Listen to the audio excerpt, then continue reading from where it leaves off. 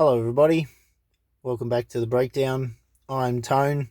Thank you for joining me once again. I really do appreciate you watching my videos, and I hope that the content that I'm bringing you is interesting. I guess if you're still watching these videos after this long, I must be doing something that is interesting for you, and I hope that they're encouraging to you. Tonight I want to keep this video short, and I know I say that quite often, but I just want to cover a couple of key points tonight. Now, the first thing that I would like to cover is society at the moment seems to be a little bit upside down to me. Not just upside down, but it seems to want to have things both ways. And we can't do that. When we're looking at a particular issue, we need to be looking at it from the same angle, and we've got to figure out what the right angle is and then treat things the same way. And we know from all of what's been going with the quote pandemic unquote, it's all about, or has been made to be all about, protecting the vulnerable, the older people, or those that have pre-existing conditions that may make them more susceptible to the virus, just as they'd be the same sort of vulnerability to the flu or any other potential ailment. Now, we have society right now in heavy restrictions in parts of this country to protect. We're told it's to protect the older generations and the vulnerable. And so, on one hand, on the right hand, we have this idea that society has to be shut down to protect the vulnerable. Society must comply with a vaccination schedule in order to mitigate the risks of this virus, to protect the vulnerable. So that's on the right hand, right? You know, we would consider that to be the right thing to do to protect those that are most at risk. Now, we ought to be aware that while one side is talking in that way, there are states in our country, over here on the left side, so to speak, that have decided that it should be lawful to allow for euthanasia. Now, for those that don't know what euthanasia is, it's the lawful killing of those who would just rather die. They want to die on their own terms. So, which is it? You see, on one side, the narrative is pushing hard. Doctors and nurses are working overtime to preserve life. And it is up to society to comply along those lines, get vaccinated, to help take the load off of the doctors and nurses, and to help preserve the life of older and more vulnerable people. And yet, laws are passed to allow for euthanasia for those that are older, or have some terminal illness, or have some ailment that is just, quite unbearable. Potentially even only a mental issue, not necessarily a physical one. Euthanasia can be applied. And that's certainly the direction that they're trying to take it in. And who performs that? Doctors, nurses. So which is it? Because we can't have it both ways. We're either preserving the lives of the vulnerable, or we're not.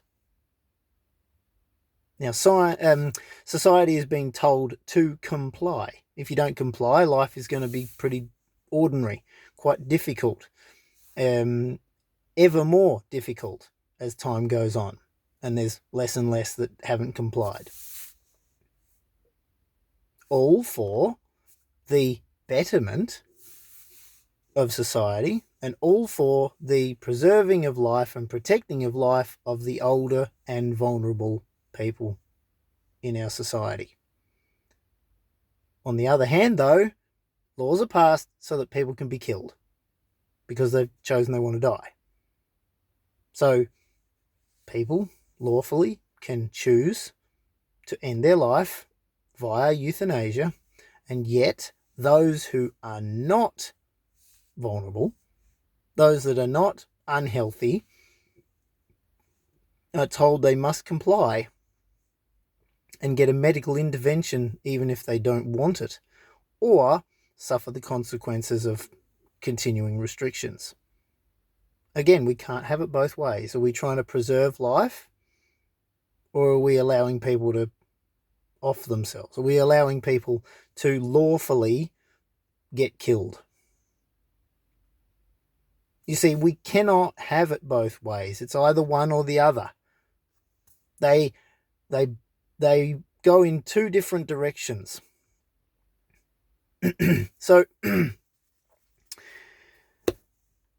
I don't know what you make of it, but it doesn't make sense to me. You'll be told you must do something in order to protect vulnerable, while vulnerable people they're being exterminated. I want to put it to you this. I believe this. The most vulnerable people in our society are those that believe it's not worth going on anymore. It's no longer worth living. Whether they take themselves out of the game or whether they go to see a doctor and have the doctor take them out of the game. They are the most vulnerable people of all. And yet a law gets passed that allows it to happen. No implications for anyone involved. And yet we've got those that may or may not, there's only a risk. It's not a guarantee. It's a risk they may get sick from a virus or the flu or any other type of ailment that could be of higher risk to them.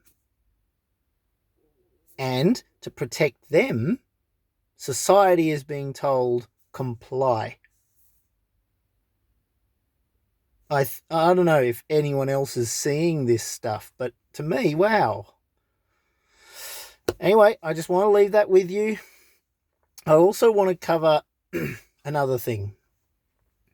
Thankfully, we've been able to have the football and the rugby. Questions on whether or not the cricket's going to go ahead, but I don't know much about that. But we've had the AFL football and we've had the NRL rugby. And they've had to travel in bubbles. They've only had limited contact outside of those cluster groups, so that they are not going to be at risk to each other and everything like that. But we've been allowed to have our sport. Bit of a pacifier for society, if you will. So let me ask you this. Why haven't we had politicians meeting in cabinet? Even if they had to go to another state where the restrictions that they'd put on our state didn't apply to them, so they were over there and they could meet. I think it's a simple answer.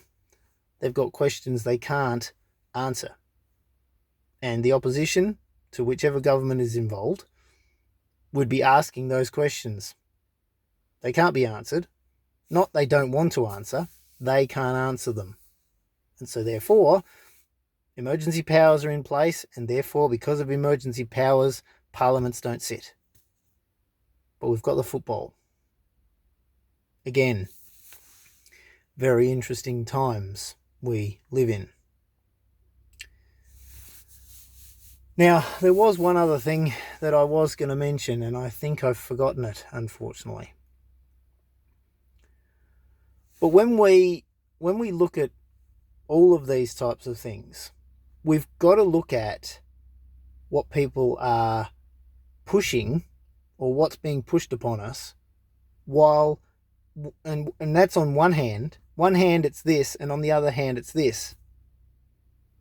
Preserve life or exterminate life. Have some sort of pacifying sport thing that is nowhere near as important as the big decisions that need to be made for our country. So we've got the sport, but we don't have decision makers sitting down and discussing things. We're just being told what to do by a select group that have handed themselves emergency powers because apparently we're under emergency curfews and everything else like that. Yeah. I'm hoping more and more people start to wake up to this stuff. And just to finish off with, the protest in Melbourne did go ahead. And I've seen a little bit of footage, but I've been busy today. But I did see some footage. It's disgusting. And I'm ashamed to even be in the same city that stuff has occurred in. Again, if anyone wanted to protest properly about this stuff, they would simply do it on a financial level and work as hard as they could to get the word out to those that agree with them, but may not necessarily go to a protest, and act in a very, very different way. But more police are in hospital. And I dare say, well, I heard something like over $1 million or more in fines has been handed out. I dare say that there's injuries to just people that went as well, not just the police. And what a difficult position that is for the police to be in, because they're stuck between government decision and societal discontent. Whether they really know the position they're in is another story, but no one deserves to go home injured after going to work. And obviously the people that are clashing with police are just there itching for a fight. They're not necessarily there to stand up for anything. The footage that I did see is it's not something that I would expect to see in this country. Very, very disappointing. Anyway, I'll just finish off with this. I've been meaning to share this for a little while, but if you can see what I'm holding here, I'm sure you'll recognise what it is if I can make it clear enough. It's pretty battered. It's pretty belted, battered and worn. I found this on the ground a couple of weeks ago. If you can make it out, it's a 10-cent piece, and it's still fully intact. Now, I think if you went in, some people might not necessarily want to accept it as legal tender anymore. But regardless of whether they would accept it or not, it still is. It's still in one piece. It's just a little bit bent. It's had a bit of a hard life, but its value remains the same. And I want to leave you with this. We can get battered and bruised and broken, or not necessarily broken, but bent out of shape for a little bit. Life can treat us in a pretty harsh way sometimes, but it never, ever will, no matter who will accept it or not, it never, ever will change how much you are valued by others. Well, might change how you are valued by some. It'll never change the value you have. That's my point. You will always have great value. You can be bent out of shape, a little bit defaced, might have had a few hard times. You are still super duper valuable, and don't ever forget it. Don't ever let anyone tell you that you're not valuable, no matter what life's kind of made you look like. Okay? Don't accept this crap that they push on the idea that it should be okay for people to euthanize themselves or be euthanized. We either value life or we don't. Now, if all of what we're pushing for in this whole stuff to do with the quote pandemic unquote to preserve and protect the vulnerable, well, then we certainly could not stand up and say that it's okay for the most vulnerable in our society to just head off, see a doctor, and bye-bye. Because we've always got God-given worth. We are valuable. No matter what has happened and no matter what we end up looking like, no matter what's been thrown at us, we're always valuable. Thank you very much for joining me once again. I really do appreciate it. If you've got any comments on what I've shared here tonight, please leave a comment and share this video with whoever you think would be encouraged to watch it. Thank you for watching. Thank you for joining me. Take care. I'll see you in the next videos. Until next time, God bless and bye for now.